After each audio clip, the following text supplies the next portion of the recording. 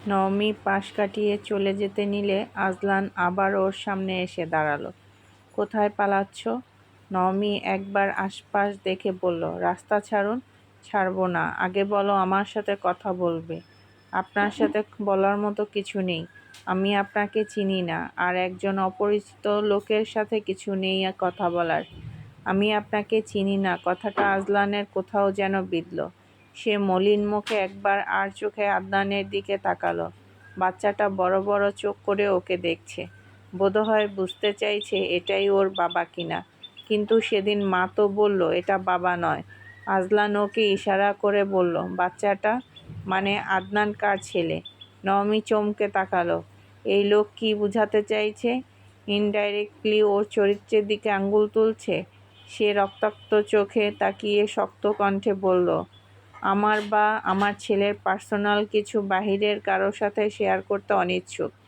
Please রাস্তা ছাড়েন। আজলান আকুল কণ্ঠে বলল, বলো না নওমি, আদনান আমার ছেলে তাই না? একবার বলো প্লিজ। নওমির ঠোঁটের কোণে এক চিলতে বিষাক্ত আর তাচ্ছিল্যের হাসি ফুটে উঠল। অবাকের ভান করে বলল, আপনার ছেলে কেন হতে যাবে? ও তো আমার ছেলে। He is my son, only mine. I am his mother and everything. এই দুনিয়াতে আমি ছাড়া ওর কেউই নেই, কেউ না। সো আপনার কোথাও ভুল হচ্ছে, প্লিজ রাস্তা থেকে সরে দাঁড়ান। আজলান সরল না, বরং এগিয়ে আসলো এক কদম, আর তা দেখে 2 কদম পিছিয়ে গেল নওমি। আঁতকে উঠে আশেপাশে তাকালো। স্কুলের কেউ দেখে নিলে সর্বনাশ হয়ে যাবে। এমনিতেই অনেকে তার দোষ খোঁজার জন্য ওৎ পেতে থাকে। কম কথা খোটা শোনেনি সে। একে তো সুপারিশে কম যোগ্যতা নিয়ে চাকরি পেয়েছে, অন্যদিকে সিঙ্গেল মাদার। এখন যদি আজলানের সাথে দেখে তাহলে কথা অনেক দূর গড়িয়ে যেতে বেশি সময় লাগবে না। অজানা ভয়ে তার বুকের ভেতর ধুকপুক করছে। প্লিজ আমাদের থেকে দূরে থাকুন। কেন থাকবো? তুমি আমার জবাব দাও আগে। এবার রাগ দেখিয়ে বলে উঠল নওমি, একজন ডক্টর হয়ে রাস্তায় একটা মেয়েকে একা পেয়ে হ্যারাস করতে আপনার লজ্জা লাগছে না? ভদ্রঘরের ছেলে হলে কখনো মাঝ রাস্তায় দাঁড়িয়ে এভাবে একটা বাচ্চাসহ মেয়ের রাস্তা আটকে দাঁড়াতেন না? নওমির চোখ দুটো লাল হয়ে আসছে। আজলান অবাক কণ্ঠে বলল, নওমি, আমি তোমায় হ্যারাস করছি?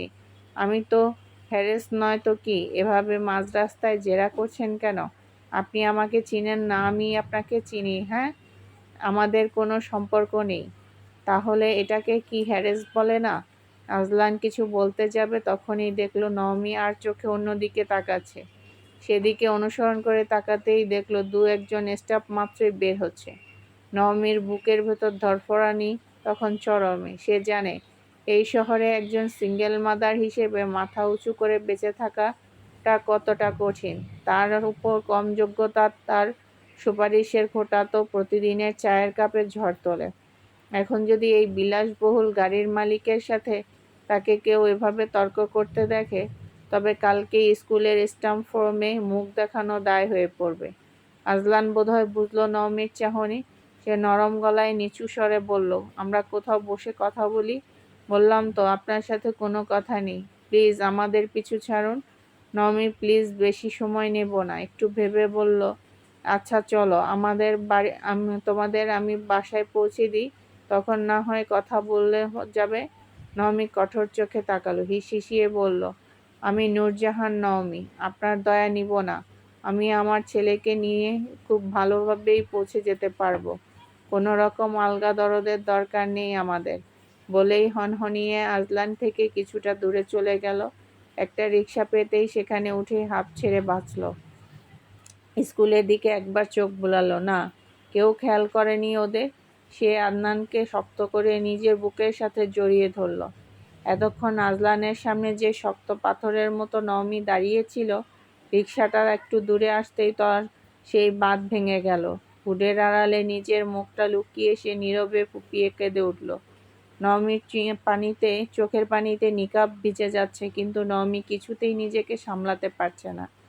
অতীতের সেই অপমানগুলোর দিনগুলো, আজলানের সেই নীরব অবজ্ঞা, বিষাক্ত কিছু সত্য, সব আবারও মন মস্তিষ্কে ভেসে উঠছে। ওদিকে পেছনে যে একটা গাড়ি তাদের পিছু পিছু আসছে, সেটা তারা টেরই পেল না।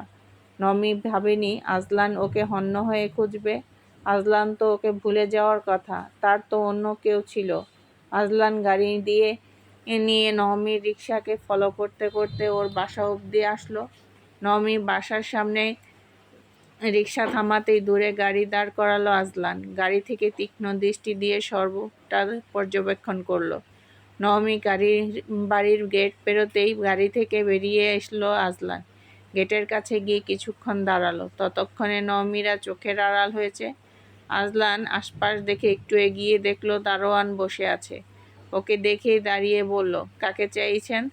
আজলান একটু থতমত খেলো, তবুও হেসে বলল, এখন যে একজন গেল না বাচ্চাটা নিয়ে, ওনার বাসা কোন ফ্লোরে? দারোয়ান সন্দেহের দৃষ্টি তাক করলো আজলানের ওপর।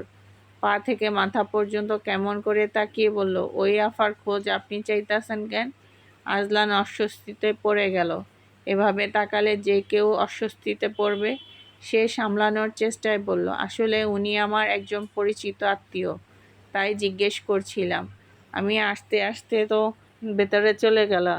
আজলান চকচকে চেহারা, দামি শার্ট আর একটু দূরে দাঁড়িয়ে থাকা বিলাসবহুল গাড়িটা দারোয়ানের আগেই লক্ষ্য করেছে। বছরে কেউ খোঁজ নিতে আসেনি। না আসা নূরজাহানের খোঁজ নিতে এমন একজন হাই প্রোফাইল পুরুষ মানুষের হুট করে আগমন দারোয়ানের চট করে বিশ্বাস হলো না। শেষ কণ্ঠে সন্দেহ ঢেলে বলল, আত্মীয়? আপনার তো কোনো দিন দেখি নাই। আপা হিয়ানে কতক্ষণ দিন ধৈরা থাকে, ওনার এক বান্ধবী ছাড়া আর কাউরে তো আসতে দেখি না। আপনি এখন ওনার খোঁজ দিয়ে কি করবেন? আজলান বিরক্ত হলো কিছুটা। নিজের বউয়ের সাথে দেখা করতে কত জেরার সম্মুখীন হতে হচ্ছে তাকে। পরক্ষণেই ভাবল, এখন বউ পরিচয় দেওয়া যাবে? মেয়েটা বোধহয় মানে না। আজ তো বলল সে নাকি চিনে না আমাকে।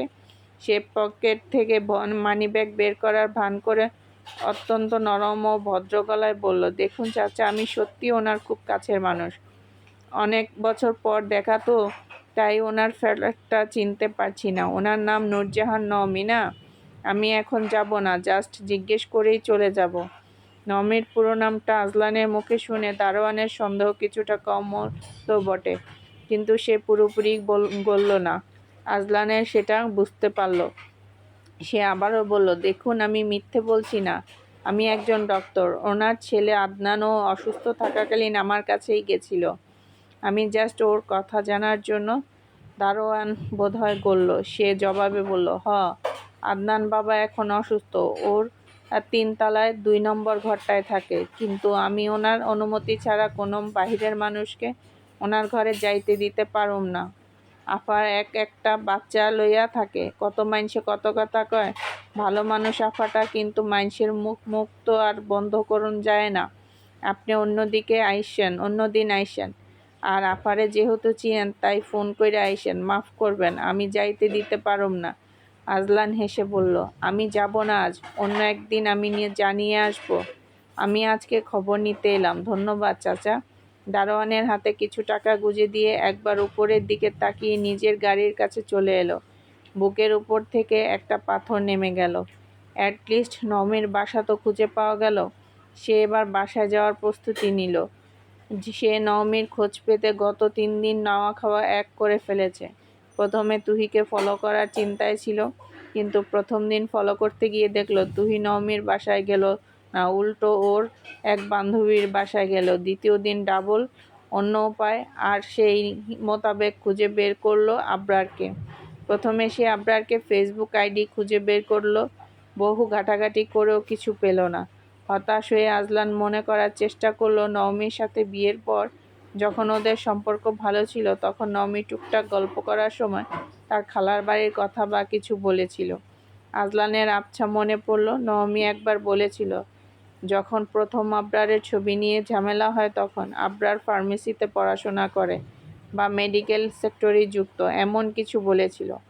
পরে সে আবার ফেসবুকে আবরারের আইডি চেক দিল, যেখানে লেখা ছিল তাদের আশেপাশেই একটা মেডিকেলের নাম, যেখানে সে পড়াশোনা করছে। আজলান নিজে একজন ডক্টর হওয়ায় মেডিকেল এবং এই লাইনের সিনিয়র জুনিয়র সার্কেলের সাথে তার যোগাযোগ বেশ শক্ত। সে আর দেরি না করে ড্রাগ অ্যান্ড ফার্মাসি বিভাগের এক পরিচিত জুনিয়র ছোট ভাইকে ফোন দিল। তাকে আবরারের নাম আবরারুল মুত্তাদির, আর ওর আনুমানিক একটা আইডি দিয়ে বলল ও যেখানে থেকে পাস করেছে সেটা বলে দিল। তারপর বলল, এই ছেলেটা এখন কোন এরিয়ায় বা কোন ডায়াগনস্টিক সেন্টারের সাথে যুক্ত আছে তার একটা খোঁজ এনে দিতে। মেডিকেল লাইনের নেটওয়ার্ক খুব ছোট হয়। মাত্র কয়েক ঘন্টার মধ্যেই সে জুনিয়র আজলানকে খবর দিল। আবরার এখন ধানমন্ডির 2 নম্বর রোডের মোড়েই একটা বড় কর্পোরেট ফার্মেসি এবং ল্যাবরেটরি চেইনের ম্যানেজার হিসেবে দায়িত্বরত আছে। কিন্তু সে কনফার্ম না এই আবরার ওই আবরার ঠিকই না। ঠিকানা পেয়ে আজলান আর দেরি করল না। সে কনফার্ম না হলেও মন বলছিল কিন্তু কিছু একটা পাবেই সেখানে। সে পরদিন সকালেই সেখানে পৌঁছে গেল।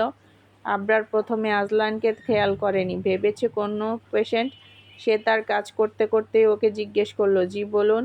আজলান এক পলক আবরারের দিকে তাকালো। ছবির সেই ছেলেটার চেয়ে এখানকার আবরার কিছুটা পরিণত, চোখে মুখে দায়িত্ববোধের ছাপ স্পষ্ট। সে গলা খাকারি দিয়ে গম্ভীর কণ্ঠে বলল, আমি ডক্টর আজলান আওজাদ, তোমার সাথে আমার কিছু দরকার আছে। আবরার প্রথমে না বুঝে ভ্রু কুঁচকে তাকাল। আজলানকে দেখে তার নামটা মাথায় খেলে যেতেই সে চমকে দাঁড়িয়ে গেল। মুহূর্তেই চোখের দিকে তাকাতে আবরার এর চোয়াল শক্ত হয়ে এলো। তার চোখের মণি দুটো রাগে আর ঘৃণায় ছোট হয়ে এলো। চোখ মুখ কুঁচকে বলল, এখানে কেন আপনি? কি দরকার আপনার আমার সাথে? আমরা একটু বসে কথা বলি, বেশি সময় না, অনলি 10 মিনিটস। সময় নষ্ট হবে না, প্লিজ চলো আবরার, আমরা একটু বসে কথা বলি, বেশি সময় না, অনলি 10 মিনিটস প্লিজ। আবরার না চাইতেও রাজি হলো। হঠাৎ এতগুলো বছর পর আজলানের হুট করে এখানে আসার কারণ বুঝতে পারছে না। কাউন্টারের পাশে দাঁড়িয়ে কথা বলাটা নিরাপদ নয় বুঝতে পেরে আবরার তার অ্যাসিস্ট্যান্টকে ক্যাশ সামলানোর দায়িত্ব দিল। তারপর আজলানের দিকে তাকিয়ে গম্ভীর গলায় বলল, আমার শিফট শেষ হতে আরও আধা ঘন্টা বাকি। পেছনের স্টাফ রুমে চলুন, ওখানেই কথা বলা যাবে।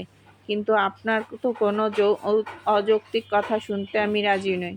কোনো অযৌক্তিক কথা বলবো না, চলো। স্টাফ রুমের এক কোণে দুটো প্লাস্টিকের চেয়ার আর একটা ছোট টেবিল। আবরার একটা চেয়ার টেনে বসে আজলানকে বসার ইশারা করলো। আজলান বসার পর রুমের ভেতর কয়েক সেকেন্ডের একটা থমথমে নীরবতা বিরাজ করলো। নীরবতা ভেঙে আবরার ওই প্রথম শক্ত গলায় বলল, বলুন কি বলতে চান? 10 মিনিট সময় দিয়েছেন, তার 1 সেকেন্ডও আমি বেশি নেব না। আজলান টেবিলের উপর 2 হাত রেখে কিছুটা ঝুঁকে বসল। সে সোজা আবরারের দিকে তাকিয়ে কোনো ভনিতা ছাড়াই বলল, 9 মিনিট ঠিকানা লাগবে আমার। আজলানের কথায় চকিতে তাকালো আবরার। এক মুহূর্তের জন্য স্তব্ধ হলো, পরক্ষণেই তার চোয়াল শক্ত হয়ে উঠল। সে কঠোর কণ্ঠে কিছু বলতে যাবে, তার আগে আজলান থামিয়ে দিয়ে বলল, কুল, ঠান্ডা মাথায় কথা বলি, একটুকুতেই এত উত্তেজিত হওয়ার কিছু নেই। আবরারের মাথা ঠান্ডা হওয়ার পরিবর্তে আরও বেশি গরম হয়ে যাচ্ছে। এত কাহিনী হওয়ার পরও বলছে ঠান্ডা মাথায় কথা বলি। এ কি মানুষ? আপনি কিভাবে বলতে পারছেন ঠান্ডা মাথায় কথা বলার জন্য? আপনার কাছে নমির জীবন তুচ্ছ হলেও আমার কাছে বোধহয় আমার বোনের জীবন অনেক কিছু। নমির জীবন আমার কাছে তুচ্ছ? তুচ্ছ কেন হতে যাবে? অবাক কণ্ঠস্বর আজলানের। আবরার তাচ্ছিল্যের সঙ্গে বলল, তুচ্ছ নয় বলছেন? আপনার মুখে এটা মানায় না ডক্টর আজলান। আজলান চোখ বুজে নিজেকে শান্ত করে আবার বলল, ওকে এক্সট্রা কথা না বলি, আমি জাস্ট যেটা বলতে এসেছি আর জানতে এসেছি সেটা জেনেই চলে যাব। আবরার নিজের কথা বজায় রেখে বলল, নমির ঠিকানা কেন? ওর কোনো খোঁজই আমি দেব না, আপনি আসতে পারেন। আজলান অসহায় চোখে তাকালো। সবাই তো ওকে ভুল বুঝে বসে আছে, এখন কি করবে সে? সত্যিটা জানতে গেলে তো নমির মুখোমুখি হতেই হবে। সে নমনীয় কণ্ঠে বলল, দেখো ভাই আবরার, আমার সত্যিই নমির ঠিকানা দরকার। একটা বড়সড় মিসআন্ডারস্ট্যান্ডিং হয়েছে এখানে। এত বছর পর এসে আপনার মনে হচ্ছে মিসআন্ডারস্ট্যান্ডিং? আজলান দমে না গিয়ে বলল, দেখো পুরো বিষয়টা আমাকে বলতে দাও। আমাদের দুজনের মধ্যে ঝামেলাটা সৃষ্টি করা হয়েছে। কে করেছে, কেন করেছে জানি না, কিন্তু সে সফল হয়েছে, যেটা আমরা কেউই বুঝতে পারিনি এত বছর। উল্টো আমরা দুজনেই একটা চরম নোংরা পরিস্থিতির শিকার হয়েছিলাম। এখন যখন বুঝতে পারছি এটা কি সমাধান করা উচিত না। আবরার একটা তপ্ত শ্বাস ফেলে পিঠ সোজা করে বসল। তার রাগ খুব একটা কমেনি। সে একভাবেই বলল, কে কি করেছে না করেছে সেটা এখন আর আমার জানার বিষয় না। যখন নওমি একা জীবনে লড়েছে, যখন নওমিকে সন্দেহ করেছেন, তখন আপনার এই সত্য খোঁজার তাগিদ কোথায় ছিল?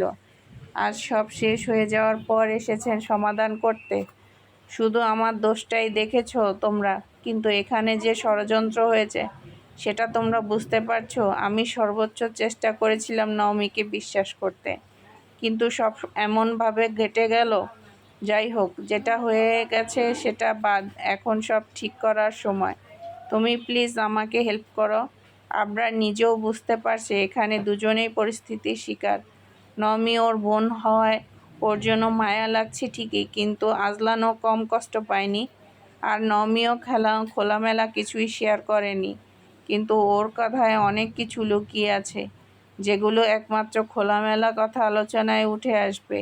সে একটা দীর্ঘশ্বাস ফেলে বলল, আমি আপনাকে শুধু একটা সূত্র দিতে পারি, কিন্তু নওমির ইচ্ছার বিরুদ্ধে আমি বা আপনি কেউই কিছু করতে পারবো না। ও যদি আপনাকে ক্ষমা না করে, তবে আমি ওর ভাই হিসেবে আপনাকে আর কোনো দিন ওর ছায়াও মারাতে দেব না। আপনি চেষ্টা করতে পারেন, কিন্তু শেষ পর্যন্ত নওমি যা চাইবে সেটাই হবে। আজলান চট করে আশার দৃষ্টিতে তাকালো, যেন চাতক পাখি মেঘের সন্ধান পেয়েছে। সে ব্যাকুল হয়ে বলল, নওমির ইচ্ছার বিরুদ্ধে কেন জোর করব না আমি? সেটা নিয়ে চিন্তা নেই, ওকে আমি রাজি করাবো। তুমি আমাকে ওর সন্ধান দাও শুধু। আবরার একটু ভেবে বলল, ওর বাসার ঠিকানা আমি দেব না। নওমি এক বাচ্চা নিয়ে থাকে, এমনিতেই সোসাইটিতে ওদের এমনভাবে দেখা হয় যেন অপরাধ করে ফেলেছে। তাই এমন সময় একজন পুরুষের উপস্থিতি ওরা ভালো চোখে নিবে না। আপনি যে ওর কে সেটা ওরা জানবে না। আপনাকে আমি অন্য ব্যবস্থা করে দিতে পারি। কি? নওমি লিটল অ্যাঞ্জেল কিন্ডারগার্টেনে পড়ায়। আপনি ওখানেই যান। আজ দুপুর 1টায় ছুটি হবে।